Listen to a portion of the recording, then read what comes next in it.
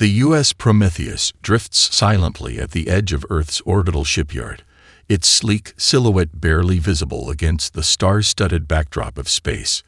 Its experimental quantum foam drive pulses with an ethereal blue glow, drawing curious glances from passing vessels. The ship's unconventional design features smooth, almost organic curves that stand in stark contrast to the angular military vessels surrounding it. Captain Sarah Chen stands on the bridge, her fingers trailing over the pristine control panels. The soft hum of the ship's systems surrounds her, different from any vessel she's commanded before.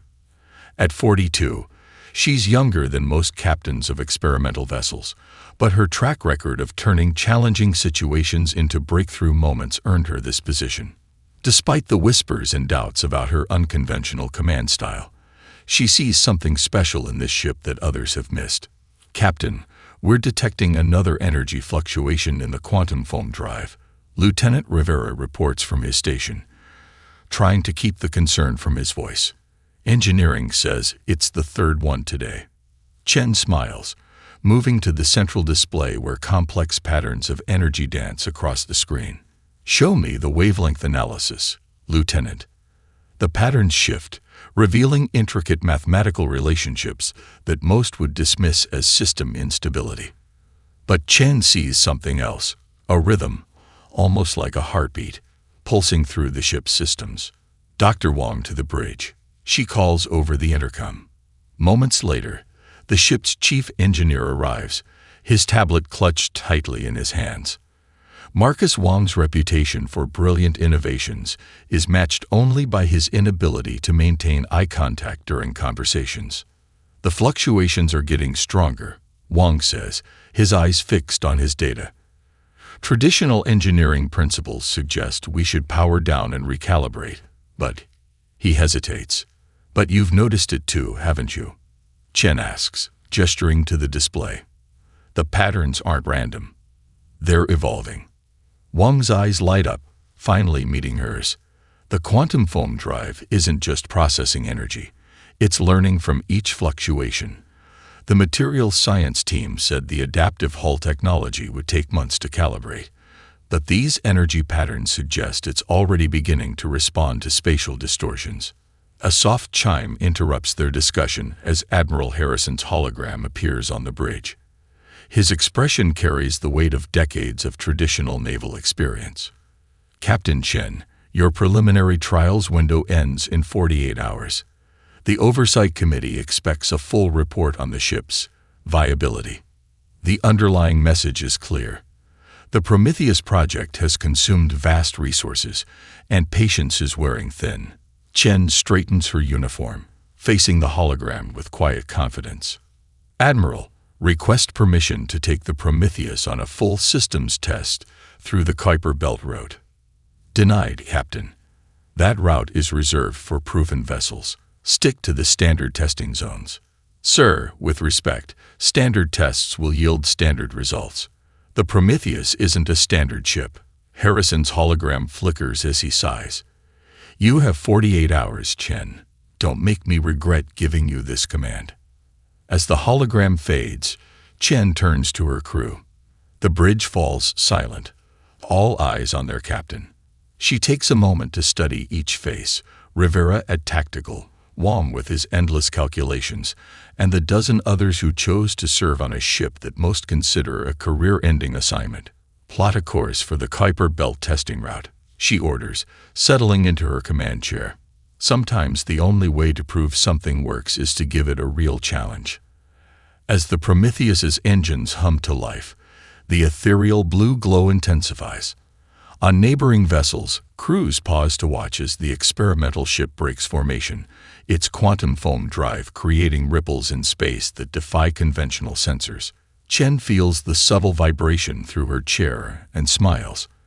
Others see malfunction in these anomalies, but she recognizes them for what they truly are, the first signs of something revolutionary awakening. The Kuiper Belt stretches before the Prometheus like a cosmic obstacle course, its countless ice fragments and dwarf planets creating a navigation challenge that would test even veteran ships.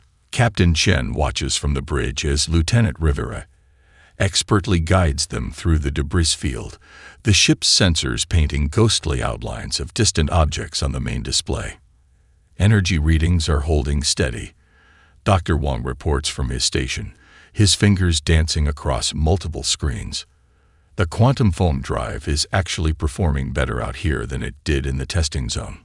It's almost as if. He trails off, his eyes widening at a new data stream. Share it with the class, Doctor. Chen encourages, recognizing the look of discovery on her chief engineer's face. The drive isn't just pushing through space anymore, Captain. It's reading it. Those energy fluctuations we saw earlier, they're responding to the gravitational waves from nearby objects. The ship is mapping space-time itself. A soft chime interrupts their discussion as the sensor array detects something unusual. Rivera adjusts the main display, revealing a massive nebula just beyond the belt's outer edge. Swirling clouds of purple and blue gas create patterns that seem to mirror the quantum foam drive's energy signature. That's the Perseus Veil, Chen says, leaning forward in her chair. It wasn't supposed to be visible from this position for another 3 weeks. Permission to adjust course for a closer look. Rivera asks, his hands already hovering over the navigation controls. Ken glances at the chronometer. 26 hours remain in their trial window. A detour to the nebula would leave them barely enough time to return. By any reasonable standard, it's an unnecessary risk. Plot the course, Lieutenant. Let's see what our ship can really do. As they approach the nebula, something extraordinary begins to happen. The quantum foam drive's pulsing blue glow intensifies, synchronizing with the swirling patterns of the Perseus Veil.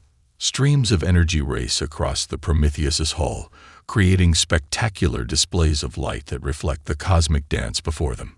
Captain, these readings. Wong's voice trembles with excitement.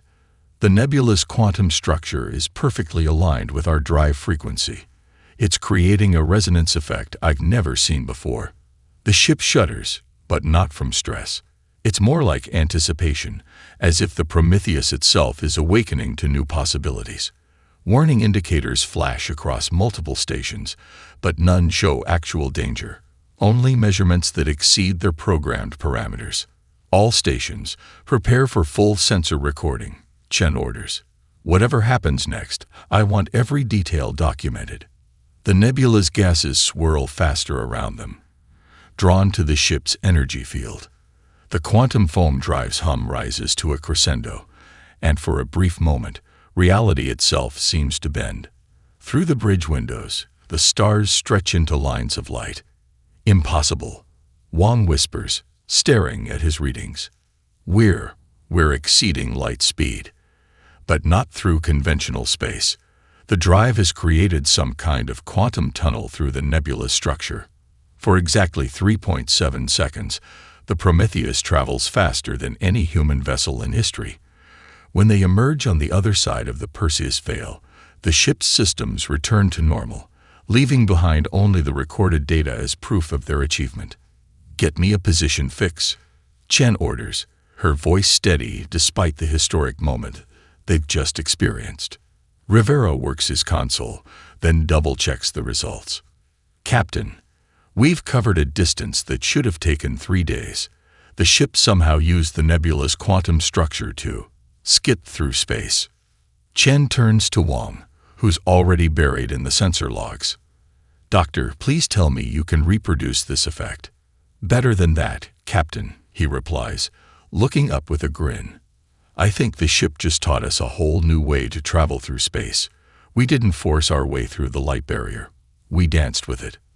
As the crew begins analyzing their unprecedented journey, a priority message flashes on Chen's personal display. The Stellar Council has noticed their unexpected position change. The Prometheus's quiet trial run just became the center of attention for every major spacefaring power in the sector. Dr. Marcus Wong hasn't left the engineering lab in 36 hours.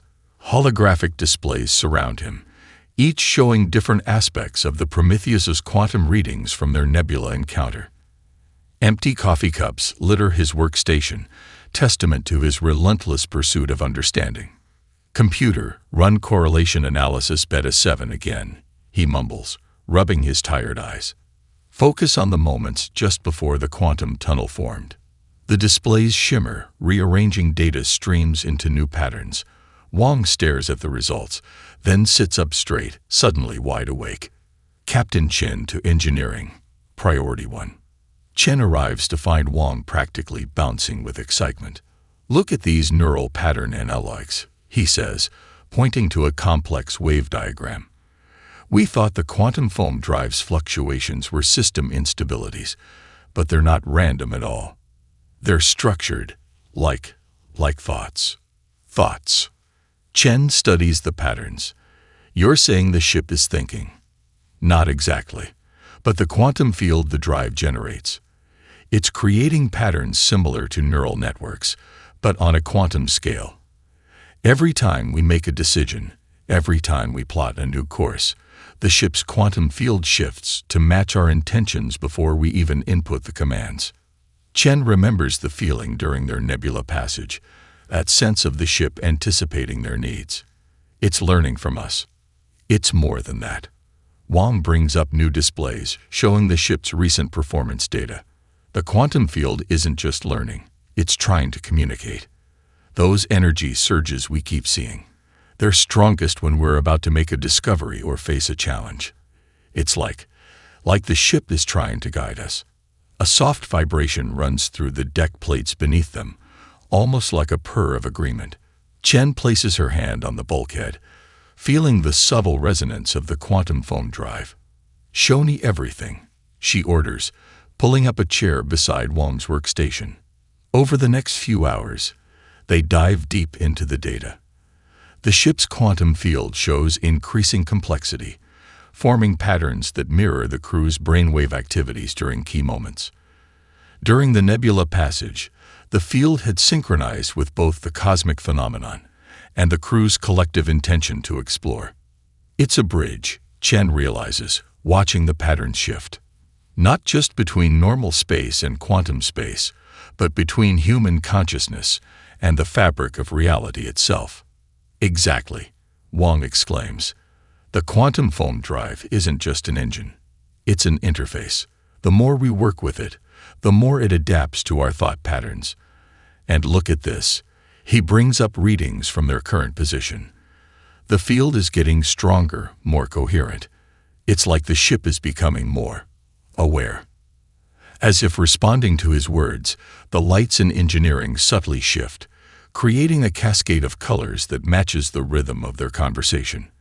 The ship's normal background hum changes pitch, becoming almost melodic. "How do we proceed with this?" Chen asks, her mind racing with possibilities. "The Stellar Council will want answers about our nebula transit. But this is beyond anything they're prepared for." Wang's expression turns serious. "We need to understand it better first. If we reveal this too soon, they might shut us down out of fear." "But Captain," he gestures to the surrounding displays, where the quantum patterns continue their elegant dance. "I think we've stumbled onto something that could change everything we know about space travel, consciousness, and reality itself." Chen nods, watching the shifting patterns that represent the growing connection between ship and crew. "Then we do this carefully. Run every test you can think of, but keep the results compartmentalized for now. Let's understand what we're dealing with before we try to explain it to others." The quantum field pulses in response, creating a brief pattern that looks remarkably like a nod of agreement. The Prometheus isn't just carrying them through space anymore. It's becoming a partner in its own evolution, and perhaps humanity's as well. The warning comes at 300 ship time. A massive solar flare from the binary system HD 147,513 threatens the Centauri Research Station, home to 200 scientists studying stellar phenomena. The station's shields can't withstand the approaching radiation wave, and conventional rescue ships would take hours to reach them. The Prometheus is the only vessel within range. "Time to impact," Captain Chen demands, striding onto the bridge, still adjusting her uniform. 17 minutes until the radiation front hits the station, Rivera reports. Their shields are already at critical levels from the preliminary waves. Dr. Wang's voice comes through the comm system from engineering. Captain, the quantum field is reacting to the situation. It's creating patterns I've never seen before. Chen feels it too, a subtle vibration through the deck plates, different from the ship's normal hum. The quantum foam drive's signature blue glow has taken on new undertones, shifting through colors like an aurora. Show me the approach vectors, Chen orders. The main display lights up with possible rescue routes, but none look promising. The radiation levels would tear apart any ship attempting a direct approach. That's when she notices something strange in the sensor readings. Wang, are you seeing this? The quantum field is creating micro-distortions in spacetime around our hull. Confirmed, Wang replies, excitement building in his voice. The ship isn't just reacting to the situation. It's suggesting a solution. These distortions, they could theoretically bend radiation around us, like light around a gravitational lens. Chen makes her decision. All hands, prepare for emergency maneuvers. Rivera, plot a course directly through the heart of the radiation field. Captain, her first officer starts to object. That's not. The Prometheus knows what it's doing. Chen interrupts. Sometimes we need to trust our ship. As they accelerate toward the research station, the quantum foam drive's hum deepens. The hull begins to shimmer with waves of energy that match the rhythm of the approaching solar flare. Wang's readings show something unprecedented. The ship is actually learning from the stellar event, adapting its quantum field to mirror and counter the incoming radiation. Radiation wave approaching, Rivera announces. Impact in 30 seconds. Chen closes her eyes for a moment, feeling the ship's vibrations through her command chair. Steady as she goes. Let the quantum field guide our approach. The first wave hits like a tsunami of light and energy.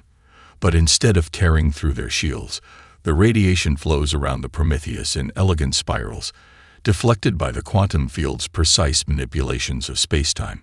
The effect creates a spectacular display. The ship appears to be dancing through streams of stellar fire. Quantum field holding steady, Wang reports. The ship it's not just deflecting the radiation, it's learning from it. Each wave makes our protection stronger. They'd reached the research station with 8 minutes of shield strength remaining. The Prometheus extends its quantum field like a protective bubble, enveloping the station in the same space-time distortions that shield the ship. Begin emergency transport, Chen orders. Get those scientists aboard now. As the evacuation proceeds, the binary star unleashes its full fury. The space around them becomes a maelstrom of plasma and radiation that would normally mean certain death. But the Prometheus moves through it all with an almost artistic grace, its quantum field turning the deadly forces into a cosmic ballet of light and energy. The last scientist transports aboard with less than a minute to spare. As they pull away, the research station's remaining shields finally collapse. The structure begins to break apart under the stellar onslaught. But its people are safe. Later, as the rescued scientists marvel at their survival, Wang shares the final analysis with Chen in her ready room. The quantum field didn't just protect us, Captain. It recorded everything about that solar flare, down to the quantum level. We now understand stellar radiation better than any research team in history. Chen smiles, watching the last remnants of the flare dance across the binary system. The Prometheus didn't just save lives today, Doctor. It showed us that sometimes the best way to overcome an obstacle isn't to overpower it, but to dance with it. Wang finishes, understanding perfectly. The Prometheus glides through the outer reaches of the Carina Nebula, its quantum sensors mapping the delicate threads of spacetime that weave through this ancient stellar nursery. After the dramatic rescue at HD 147,513, Captain Chen authorized a deep space exploration mission to better understand their ship's growing abilities.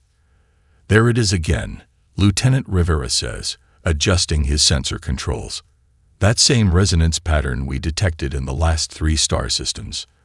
Dr. Wang leans over his station, studying the readings.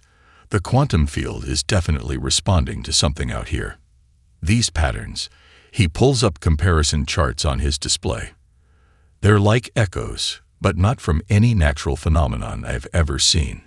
Chen watches the main view screen as waves of quantum energy ripple across the nebula's gas clouds, creating patterns that mirror the Prometheus's own quantum signature. It's almost like the ship is receiving a signal. Not receiving. Wang corrects, his eyes widening as new data streams in. Captain, I think we're looking at quantum entanglement on a massive scale. These aren't signals. They're markers. Someone or something mapped these space-time pathways long ago, using technology similar to our quantum foam drive. The ship's ambient hum changes pitch, harmonizing with the distant resonance. Holographic displays spring to life around the bridge, showing intricate patterns of quantum connections stretching between star systems like a cosmic web. The Prometheus is mapping them. Chen realizes.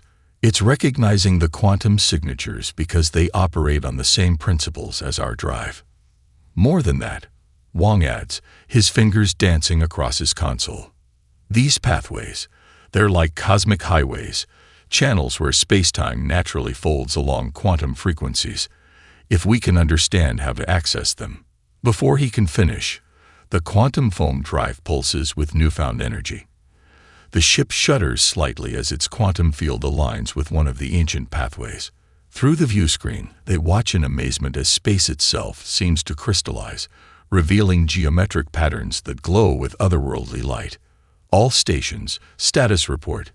Chen orders, though she already knows instinctively that the ship is in perfect harmony with these phenomena. Quantum field is stable, Wang reports. The ship is learning from these pathways.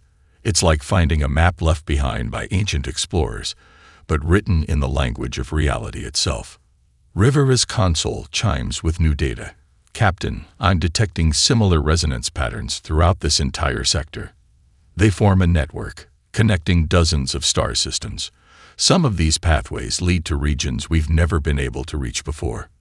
Chen stands, moving closer to the view screen where the quantum pathways shimmer like strings of starlight. Begin full spectrum analysis. I want to know everything about these pathways, who built them, how old they are, and most importantly, where they lead. Over the next several hours, the Prometheus traces the quantum network, each discovery revealing new mysteries. The pathways connect to systems rich in resources. Others lead to the remains of ancient structures that defy conventional physics. But it's the age of these quantum markers that truly stuns them. These pathways are billions of years old, Wang announces, triple-checking his calculations. Whoever created them, they were exploring our galaxy when Earth was still cooling from its formation. And now their legacy is helping guide our first steps into true deep space exploration. Chen muses. She feels the ship's anticipation through subtle vibrations in the deck plates. The Prometheus isn't just following these ancient paths, it's learning to forge new ones. Captain, Rivera calls out, his voice tight with excitement. One of these pathways, it leads straight through the galactic core, a region we've never been able to explore before. Chen shares a knowing look with Wang. The quantum pathways aren't just a discovery, they're an invitation, something left behind by ancient explorers, waiting for a civilization that could understand quantum mechanics well enough to find them. Plot a course along the pathway, she orders. It's time to see what other mysteries our predecessors left for us to find. The Prometheus's quantum field pulses in agreement, ready to dance along paths that haven't been traveled in billions of years. Dr. Wang sits in the dimly lit engineering lab, surrounded by holographic displays showing quantum wave patterns from their journey through the ancient pathways. Something about their rhythmic fluctuations catches his attention, a familiar cadence he can't quite place. Computer, convert quantum frequency patterns to audio spectrum, he commands. The lab fills with an ethereal sound, rising and falling tones that shift and blend in complex harmonies. Wang's eyes widen as he recognizes the mathematical relationship between the frequencies. Captain Chin to engineering, he calls, his fingers already dancing across controls to refine the conversion. You need to hear this. When Chen arrives, she finds engineering transformed. The quantum field displays have been replaced by musical wavelengths, and the sound of the ship's quantum signatures fills the air like an alien orchestra. "Listen to this," Wang says excitedly. "This is our normal quantum field. A series of harmonious tones plays. And this is the pattern when we successfully navigated the solar flare." The melody shifts, becoming more complex but maintaining perfect mathematical relationships between the notes. "It's beautiful," Chen says. "But what does it mean?" The quantum foam drive doesn't just respond to thoughts or intentions, it responds to harmony. "Look at this." He overlays the successful quantum tunnel event from the nebula. The musical pattern matches perfectly with the previous melodies, creating a more complex symphony. The ship isn't just processing quantum data, Wang explains. It's seeking harmonic resonance. Every successful interaction we've had has followed musical mathematical principles. The ancient pathways we discovered. They're like sheet music written into the fabric of space-time. Chen watches as Wang brings up more displays, showing how their quantum field interactions align with musical scales and harmonic progressions. "Are you saying we can control the ship through music?" "Not exactly through music, but through harmonic intention. The quantum field responds to patterns that mirror the mathematical relationships found in music. It's like..."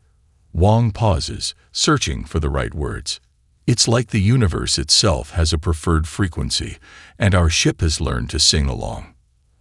As if in response, the Prometheus's quantum field pulses, creating a new harmony that blends with the existing patterns. The ship's normal background hum shifts, becoming more melodic. "Lieutenant Rivera to engineering," the comm system crackles. "Doctor, are you doing something down there? The quantum sensors are picking up some unusual patterns." "Send them to my station," Wang replies. When the data appears, he grins. "Captain, the ship is already adapting to this discovery. It's adjusting its quantum field to maintain perfect harmonic resonance with space-time itself." Chen moves to a nearby console, studying the intricate patterns. "Can we use this? Find a way to intentionally guide these harmonics?" "I think we already have been, unconsciously," Wang says. "Every successful quantum interaction we've had has followed these harmonic principles. But now that we understand it," he begins adjusting controls, and the quantum field's song changes subtly.